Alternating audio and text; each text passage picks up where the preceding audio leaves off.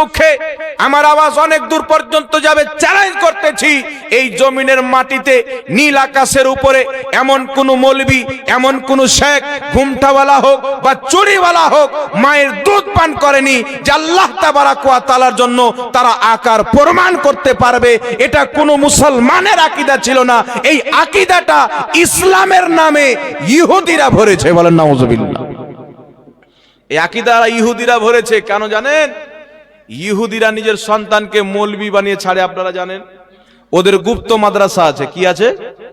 নাম রাখবে আব্দুর রহমান বিন আব্দুল গাফফার, মুস্তাফা বিন কালাম কামাল, এইভাবে এমন নাম দিবে, নাম শুনে আপনি মনে করবেন পাক্কা মুসলমান। বুখারী শরীফ পড়াবে, কোরআন পাক পড়াবে। আপনি কি তারিখ পড়েছেন? ইসলামের হিস্টোরি পড়েন আপনি। যখন সুলতান সালাহউদ্দিন আইয়ুবী রাহমাতুল্লাহ আলাইহি বাইতুল মুকাদ্দাসকে ফাতাহ করলেন, বাইতুল মুকাদ্দাসকে ফাতাহ করলেন, তখন আজাদ করলেন, তখন সুলতান সালাহউদ্দিন আইয়ুবী কমবেশ 4000 বড় বড় আলিমকে হত্যা করেছিল। কত হাজার? কথা বলতে হবে বাবজি। 4000 বড় বড় আলিমকে হত্যা করেছিলেন। তো সালাহউদ্দিন আইয়ুবী যিনি পাক্কা ইমানদার, সালাহউদ্দিন আইয়ুবী যিনি আলিম ওলামার কদমকে মাথার তাজ মনে করতেন, তিনি কেন হত্যা করলেন শুনেন। ওই 4000 যে আলিম ছিল এরা কেউ মুসলমান ছিল না, এরা 4000-এর 4000ই ছিল ইহুদি। বুঝতে পারছেন আমার কথা? এরা 4000 ইহুদি ছিল। এই ইহুদি কোরআন পড়ে, হাদিস পড়ে, মৌলবি সেজে মানুষের সামনে আসে, এত সুন্দর কোরআন তেলাওয়াত করে, মানুষ মনে করে পাক্কা মুসলমান রে। এত হাদিস পড়ে, নাম্বার সুদ্ধা দেয়, মানুষ মনে করে পাক্কা মুসলমান। ওই ইহুদি নিজের সন্তানদেরকে মৌলবি বানিয়ে মুসলমানের মধ্যে ছেড়ে দিয়ে মুসলমানের মধ্যে ইহুদিবাদী আকীদা প্রচার করতেছে যে আল্লাহর আকার আছে, আল্লাহর দেহ আছে, আল্লাহর জায়গা আছে। জোরে বলেন নাউজুবিল্লাহ। এটা ইসলামের আকীদা না। ইসলামের আকীদা হলো আল্লাহ নিরাকার, আল্লাহ জায়গা থেকে পাক এবং পবিত্র। জোরে বলেন সুবহানাল্লাহ। আর একটু জোরে বলবেন না সুবহানাল্লাহ? আর একটি কথা বলা হয় যে আল্লাহ সব জায়গাতে উপস্থিত, এই কথাও বলা আল্লাহর সম্মানের দিকে না। আল্লাহর ব্যাপারে আকীদা রাখতে হবে কি? আল্লাহ আছেন, যেমন দুনিয়া সৃষ্টির পূর্বে ছিল, এখনো আছে, কিয়ামত পর্যন্ত, কিয়ামতের পরেও চিরস্থায়ী তেমনই থাকবে। একটু জোরে বলেন না সুবহানাল্লাহ। মানুষের বুড়া কাল আছে, মানুষের রোগ বালা আছে, মুসিবত আছে, আমার আল্লাহ এই সব জিনিস থেকে পাক এবং পবিত্র। একটু জোরে বলতে হবে সুবহানাল্লাহ। আল্লাহর আকার মানার ক্ষতি কি জানেন? আল্লাহর আকার মানার ক্ষতি হচ্ছে, আল্লাহর যখন আপনি আকার মানবেন, যার আকার আছে তার রং আছে, নাই? জোরে বলেন। যার আকার আছে তার রং আছে। কোনটা জিনিস কালো, কোনটা জিনিস লাল, কোনটা জিনিস নীল, কোনটা জিনিস সাদা। তাহলে আল্লাহর যদি আকার থাকে, প্রশ্ন উঠবে কিনা আল্লাহর রং কিরকম? উঠবে কি উঠবে না? আল্লাহর যদি আঙ্গুলও থাকে, কুনিও থাকে, আহলে হাদিসরা এটাও লিখেছে যে আল্লাহর কুনিও আছে। তো আমাদের কুনি বাড়ে তো আমরা কেটে নিই, আল্লাহর কুনি বাড়ে কি বাড়ে না? তো কে কাটে? আল্লাহর যখন কুনি বাড়ে তো আহলে হাদিসরা কাটতে যায় নাকি? তো এরা হচ্ছে পাক্কা ইহুদি, এরা মুসলমান না। এদের মধ্যে ইহুদির আকীদা ভরা আছে, ঈমান বাঁচাইতে হবে মুসলমান। আর যেইগুলো এদের ফক করে পড়ে চলে গেছে, আমি তাদেরকে বলবো, বাবু ইউটিউবে আমার নাম দিয়ে সার্চ করলে আমার নাম্বার পেয়ে যাবে। তুমি আমার নাম্বার সার্চ করো আর আমার সঙ্গে সত্যটা জানার জন্য ফোন করো, মা বোন তুলে গালি দেওয়ার জন্য না। ওদের মৌলবি মানুষকে বেঈমান বানায়, কাফের বানায় যে আল্লাহর আকার আছে, আল্লাহর দেহ আছে। আর আমরা যখন মানুষকে সঠিকটা বলি, ভুলের প্রতিবাদ করতে যাই, ফোন করে ধমক দেয়, আই বেটা কলকাতা বম মেরে উড়িয়ে দেবো, আই বেটা তুই ক্যানিং এ আয়, তোকে বম মেরে উড়িয়ে দেবো, 24 পরগনা আয়, বম মেরে উড়িয়ে দেবো। বেটা তোর বমকে দেখে ভয় করে না, আমরা হচ্ছে আলা হযরত ওয়ালা।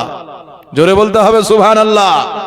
আলা হযরত রাদিয়াল্লাহু তাআলা আনহুর নিকটে নানপাড়ার বাদশা দৌলতের লালচ দিয়ে, সোনা চাঁদির লালচ দিয়ে বলেছিল, আহমদ রাজা তুমি তোমার নবীর শানে এত সুন্দর সুন্দর কাসিদা লেখো, গজল লেখো, নাত লেখো, সবসে আওলা ও আলা হামারা নবী, সবসে বালা ও আলা হামারা নবী, কত চমৎকার ভাবে তোমার নবীর শান বয়ান করেছো।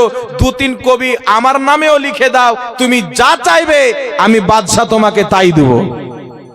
আলা হযরত কি বলেছিলেন জানেন?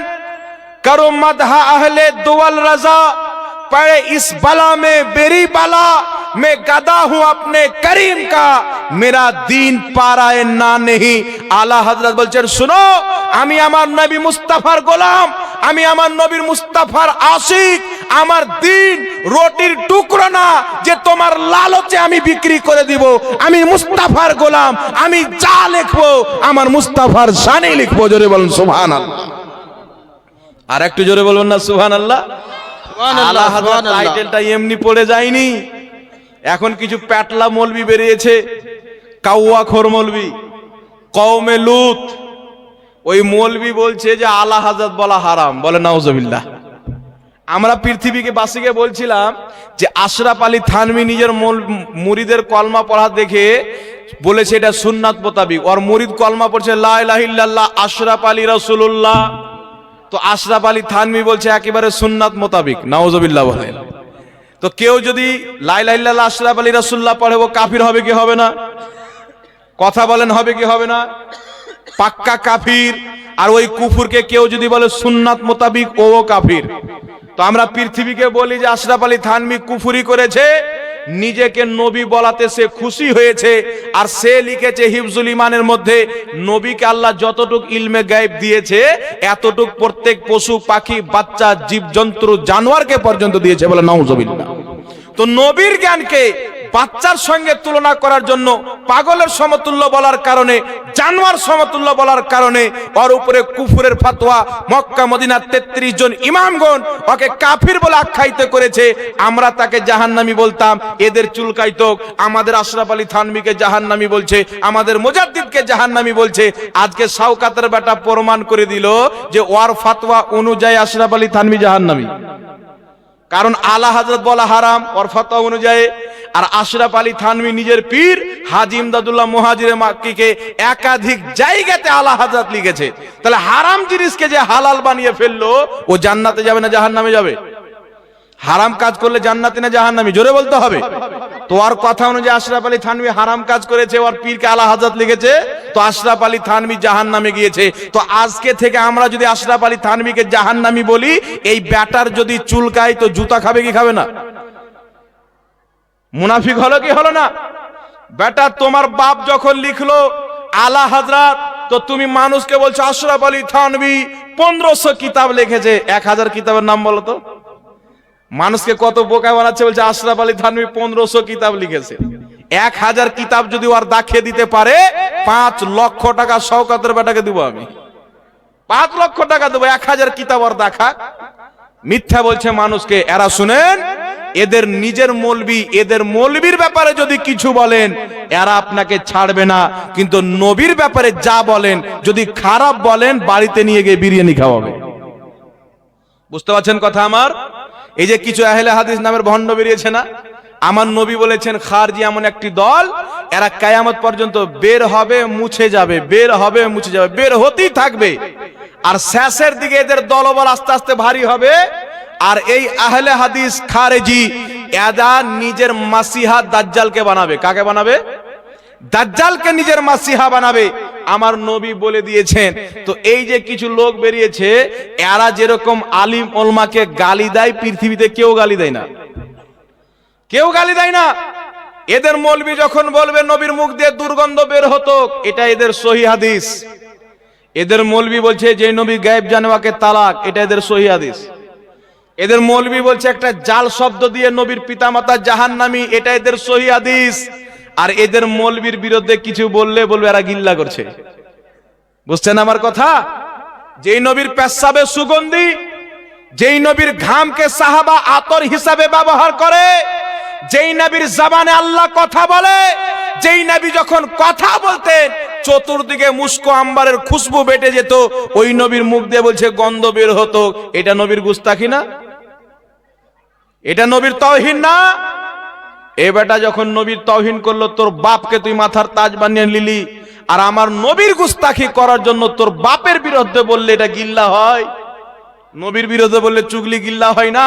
তো শোন, যারা নবী পাকের বিরুদ্ধে কথা বলে, হালাল জিনিসকে হারাম বলে, মানুষকে বেঈমান বানার চেষ্টা করে, আল্লাহ আল্লাহ রসুলের সম্মানীয় জিনিসগুলিকে দুনিয়া থেকে মুছে দিতে চায়, যেই কাজটা আমেরিকা ইসরায়েল করতে পারেনি, তোমাদের মাধ্যমে করাচ্ছে হক্কানি আলিম আহলে সুন্নাত ওয়াল জামাত যতদিন জমিনে বেঁচে আছে, এই হালাল জিনিসকে, আল্লাহ আল্লাহ রসুলের প্রেমের জিনিসকে কোনোদিন হারাম প্রমাণ করতে দিবে না। জোরে বলুন সুবহানাল্লাহ। নারে তাকবীর, আল্লাহু আকবার, নারে তাকবীর, নারে রিসালাত, মাসলাকে আলা হযরত উলামায়ে আহলে সুন্নাত মুফতি জাহাঙ্গীর আলম সাহেব। আর কিয়ামত পর্যন্ত কেউ পারবে না, কারণ যুগ যুগে ফিতনা উঠেছে, আলিম ওলামারা তার মোকাবেলা করেছে। কে করেছে? আলিম ওলামারা। ডুপ্লিকেট মাল যখন মার্কেটে আসে না, তো ব্যাপক ভাবে চলে কিছুদিন, যখন ধরা পড়ে যায় ডুপ্লিকেট, তখন লুকাবার রাস্তা পায় না, দেশ ছেড়ে পালাতে হয়। হয় কি হয় না? কিছু কোম্পানি বেরিয়েছিল, কত লোক টাকা জমা করলো, 2-3 মাস জড়িত থাকার পরে কে 4 চাকা নিয়ে ঘুরছে, কে স্করপিও নিয়ে, কেউ বোলেরো নিয়ে। 6 মাস যখন হয়েছে তো কোম্পানি পালিয়ে গেছে, এখন লোক ধরে বেড়াচ্ছে যে টাকা দিয়েছিলাম দে। এখন স্করপিও বেচতে হচ্ছে, বাড়িও বেচতে হচ্ছে, ঘরও বেচতে হচ্ছে। তো এখন নতুন আমদানি হয়েছে আহলে হাদিস। এই দলটির অস্তিত্ব 1847-এর পূর্বে ছিল না। 1847-এর পূর্বে এই জমিনের মাটিতে আহলে হাদিস নিজের কোনো মাদ্রাসা দেখাইতে পারবে না, নিজের কোনো মসজিদ দেখাইতে পারবে না। আহলে হাদিস বা দেওবন্দি 1847-এর পূর্বে নিজের একটা যদি এই জমিনের মাটিতে মসজিদ বা মাদ্রাসা দেখাইতে পারে, 50,000 টাকার তাকে ইনাম দেওয়া হবে আমার পক্ষ থেকে। পারবে না, কারণ 1847-এ এদেরকে জন্ম দিয়েছে আমেরিকা, ইসরায়েল, বার্তানিয়া এবং জার্মানি। এই কয়েকটি দেশ মিলে খেলাফাতে উসমানিয়াকে ধ্বংস করার জন্য মুসলিম সাম্রাজ্য, অটোমান এম্পায়ার, যখন মুসলিমরা সুপার পাওয়ার ছিল, একটা না দুটা না, কমবেশ অর্ধেক দুনিয়া মোটামুটি দুনিয়াতে তারা রাজ করত। মক্কা মদিনাতে যখন খেলাফাতে উসমানিয়া কায়েম ছিল, এই মুসলমানদেরকে সুপার পাওয়ার ছিল, এই পাওয়ারকে খতম করার জন্য, মুসলমানদের রাজত্বকে ভাঙার জন্য, মুসলমানদের ঐক্য হওয়াকে ভাঙার জন্য আমেরিকা এবং বার্তানিয়া এবং ইসরায়েল মিলে ওই আরবের কিছু লোককে কিনলো। মুহাম্মদ বিন আব্দুল ওয়াহাব নজদিকে, মুহাম্মদ বিন সাউদকে, এরাকে কিনে মুনাফিকি করে এরা ইসলামের মধ্যে মুসলমানদের এত বড় সুলতানাতকে তারা ভেঙে চুরমাচার করে দিয়েছে। এরা সব সময় ইসলামের সঙ্গে দুশ্মনী করেছে, মুসলমানকে মুসলমানের সঙ্গে লড়িয়েছে, আর মুসলমানকে মুসলমানের সঙ্গে লড়ার কারণে আমাদের সবচাইতে বড় খেলাফাতে উসমানী আজকে ভেঙে চুরমাচার হয়েছে। আপনারা জানেন কিনা আমি জানি না, খেলাফাতে উসমানিয়ার ব্যাপারে একটু সার্চ করবেন, ইউটিউব গুগলে পেয়ে যাবেন। তুর্কি হুকুমত মক্কা মদিনাতে ছিল, ওই সময় মক্কা মদিনাতে সালাম হতো, কায়াম হতো, ইয়া নবী সালামু আলাইকার সাদা মসজিদে নববীর মিনারা থেকে, কাবা বাইতুল্লাহর ঘর থেকে, তার ছাদের উপর থেকে ইয়া নবী সালামু আলাইকার সাদা পৃথিবীর মানুষ শুনতে পেয়েছে। জোরে বলুন সুবহানাল্লাহ। যারা বলছে না যে মিলাদে পাকিস্তান থেকে এসছে, ভারত থেকে এসছে, এরা পাকা মিথ্যাবাদী। আমার সাথে বসুক, আমি প্রমাণ করব যে মিলাদ এবং কায়াম ভারত পাকিস্তান থেকে আসেনি, মক্কার মদিনা থেকে এসেছে। জোরে বলুন সুবহানাল্লাহ। আজ থেকে 100 বছর পূর্বে ইংরেজদের সঙ্গে দালালি করে, ইহুদিদের সঙ্গে করে নিয়ে তোমরা মুসলিম পাওয়ারকে খতম করে মক্কা মদিনা যেই দিন থেকে দখল করেছো, সেই দিন থেকে না, আজ থেকে কিছুদিন পূর্বে থেকে তোমরা মক্কা মদিনা থেকে কায়ামকে উঠিয়ে দিয়েছো, মিলাদকে উঠিয়ে দিয়েছো, আর নতুন আকীদা মক্কা মদিনা থেকে ছাড়ছো যে আল্লাহর দেহ আছে, আল্লাহর আকার আছে এবং আল্লাহ আরশে বসে আছে। কিন্তু ইসলামের যেটা আকীদা, আল্লাহ তাবারাক ওয়া তাআলা নিরাকার এবং আল্লাহ তাবারাক ওয়া তাআলা জায়গা থেকে পাক। জোরে বলুন সুবহানাল্লাহ। তো বেরাদর ইসলাম, আমেরিকা ইসরায়েল ইসলামকে ধ্বংস করার জন্য সর্বপ্রথম সৌদি আরবকে হাতে করেছিল। কেন জানেন? আর সৌদি আরবের নাম সৌদি আরব তো ছিল না, কি ছিল জানেন? হেজাজ। কি নাম ছিল? হেজাজ। বলেন, হেজাজ এই নাম ছিল সৌদি আরবের। সৌদি আরবের নাম সৌদি আরব কবে পড়লো? মোহাম্মদ বিন আব্দুল ওয়াহাব নজদি এবং মোহাম্মদ বিন সাউদকে নিয়ে আমেরিকা এবং ইসরায়েলের ইহুদিরা, তখন ইসরায়েল মানে দেশটার নাম পড়েনি, এবং বার্তানিয়া মিলে তাদেরকে একত্রিত করে একটা মিটিং করেছিল। তোমরা যদি খেলাফতে উসমানিয়াকে ভাঙতে পারো, যত টাকা লাগবে, যত সৈনিক লাগবে, ট্যাঙ্ক লাগবে, আমরা দেবো ট্যাঙ্ক, ভাঙো, তোমাদেরকে মক্কা মদিনার বাদশা বানিয়ে দেব। তো মোহাম্মদ বিন আব্দুল ওয়াহাব নজদি, মোহাম্মদ বিন সাউদ, এই দুইজন ব্যক্তিকে বসে মিটিং করলো যেন তোমাদের মধ্যে ঝামেলা না হয়। তোমরা যদি সৌদি আরব থেকে তাড়িয়ে দাও, খেলাফতকে ভেঙে দাও হেজাজ থেকে, তাহলে তুমি বলবে আমি বাদশাহ হব, তুমি বলবে আমি বাদশাহ হবে। তো আমরা আমেরিকা ইসরায়েল ফয়সলা করে দিচ্ছি, ইহুদি নাসারা ফয়সলা হচ্ছে মোহাম্মদ বিন আব্দুল ওয়াহাব নজদির যেটা মত, ওর যে ফাতোয়া, ওর ফাতোয়া অনুযায়ী, ওর মত অনুযায়ী আরবের মক্কা মদিনা গোটা আরব চলবে, ওর মত অনুযায়ী। আর মোহাম্মদ বিন সাউদ, এর বংশ ছাড়া অন্য কোন বংশের লোক বাদশাহ হতে পাবে না, এর খানদানের লোকই বাদশাহ হবে। তাই সৌদি আরবে বাদশার বেটা বাদশাহ, বাদশার ভাই বাদশাহ, ওদের অন্য গোষ্ঠীর লোক বাদশাহ হতে পাবে না। এটা আমেরিকা, ইহুদি নাসারা ওদেরকে এটা কানুন বানিয়ে দিয়ে গেছে। আর সৌদি আরব যে বর্তমানে চলছে, এই সৌদি আরব মোহাম্মদ বিন আব্দুল ওয়াহাব নজদির হুকুমে চলছে। কারণ আজ থেকে সৌদি আরবের 800 বছর পূর্বের, 900 বছর পূর্বের, 1000 বছর পূর্বের, 1100 বছর পূর্বের ইতিহাসকে যদি আপনি পড়েন, মক্কা মদিনার জান্নাতুল বাকি, জান্নাতুল মালা, এই কবরস্থানে যত সাহাবায়ে কেরামের কবর মুবারক রয়েছেন, এই প্রত্যেকটি কবরের উপরে সুন্দর সুন্দর করে গুম্বাদ তৈরি করা ছিল। কি তৈরি করা ছিল? আপনি গুগলে গিয়ে সার্চ করবেন, বলে না যে বাংলাদেশ, পাকিস্তান, ভারত ব্যতীত কোথাও মাজার নাই, বলে কি বলে না? ভাই মাজারে যেইগুলো শরীয়ত বিরোধী কাজ হচ্ছে, আমরা তার বিরুদ্ধে। মাজার কুরআন হাদিস মোতাবিক, সুন্নাত মোতাবিক মাজারে গিয়ে জিয়ারত করা যায়। ওখানে কেউ যদি সাজদা করে, সে হারাম কাজ করলো। এটা আমাদের ফতোয়া, আমাদের আলা হযরত ফতোয়া দিয়ে দিয়েছেন। কোন মহিলা যদি নিয়াত করে, আলা হযরতকে জিজ্ঞাসা করা হলো, হুজুর মহিলারা মাজার জিয়ারত করতে পাবে কি পাবে না?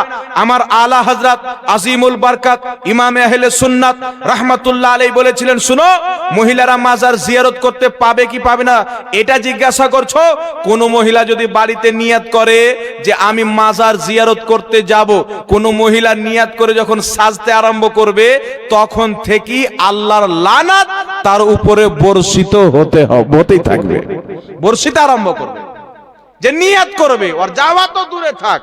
তাহলে আলা হযরতের ফতোয়া কি হলো? মহিলাদের মাজারে যাওয়া হারাম।